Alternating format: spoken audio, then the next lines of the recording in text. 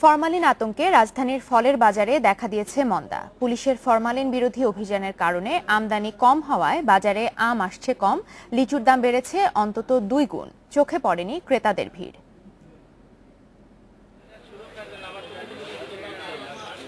রাজধানীর বাজারগুলোতে এখন গ্রীষ্মকালীন ফলের মৌতাত, কিন্তু ফরমালিন আতঙ্কে এসব ফল কেনায় আগ্রহ কম ক্রেতাদের। পাশাপাশি ঢাকায় ফরমালিনযুক্ত ফল প্রবেশ বন্ধে পুলিশের অভিযানের কারণে বাজারে আমের আমদানি কমেছে। ক্রেতা না থাকায় দামও পড়তির দিকে। মালটা গত রাত্রে চেকিং হয়েছে, গাবতলিতে চেকিং হওয়ার পরে এখানে আসছে। ঠিক আছে, দেখেন এটা 100% গাছ থেকে কাটে নিয়ে এসছে। এখন আমি আপনাকে আমটা কাটে দেখাইতেছি, এটা কিন্তু কোনো নরম হয় নাই এখন পর্যন্ত।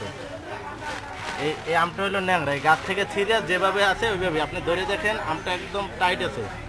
এটা পাকতে পাকতে আপনার নরম হইতে হইতে মিনিমাম 5 দিন সময় নেবে এখানেই। ঠিক আছে, যার জন্য বাজারে মনে করেন আপনার যে কাস্টমার আসে তাদের হইল গিয়া পাকা মালের ডিমান্ড, নরম মাল চাহিদা এবং কালারফুল মাল।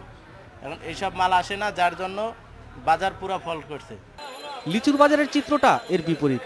আমদানি কম থাকায় বেড়েছে দাম। 100 লিচু বিক্রি হচ্ছে 5 থেকে 600 টাকায়। ফরমালিনের কারণে অনেকেই ভয়ে গাড়ি আনতেছে না, মাল ভাঙতেছে না, এই জন্য বাজারে মাল খুব কম।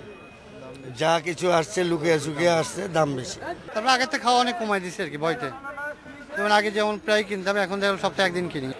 আম লিচুর পাশাপাশি বাজারে উঠেছে কাঁঠাল, জাম, জামরুল সহ নানা মৌসুমী ফল। এসব ফলেরও করা হচ্ছে ফরমালিন পরীক্ষা। Saiful Shahin, Independent News, Dhaka.